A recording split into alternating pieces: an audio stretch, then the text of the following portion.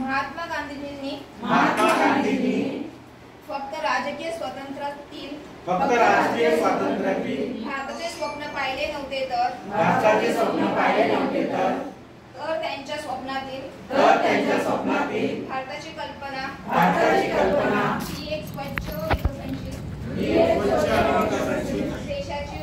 देशाची होती. महात्मा गांधींनी गुलामगिरीच्या चोपडातून भारत मातेला स्वतंत्र केले. घाण दूर करून भारत मातेची सेवा करणे हे आता आपले कर्तव्य आहे. मी शपथ घेते की मी स्वच्छतेच्या प्रती जागरूक राहीन व त्याकरिता वेळ देईन. मी दरवर्षी 100 तास म्हणजेच दर आठवड्याला 2 तास श्रमदान करून स्वच्छतेच्या संकल्पना लक्षणीय करेन.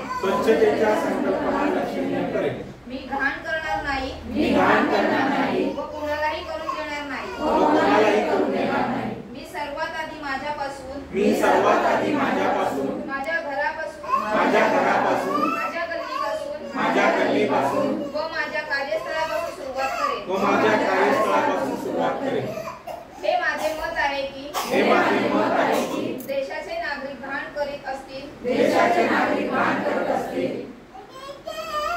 व होऊन देत नाही तेच देश जगात स्वच्छ आहे.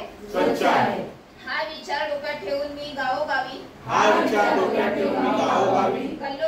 गल्लोगल्ली स्वच्छता अभियानाचा प्रचार करेन.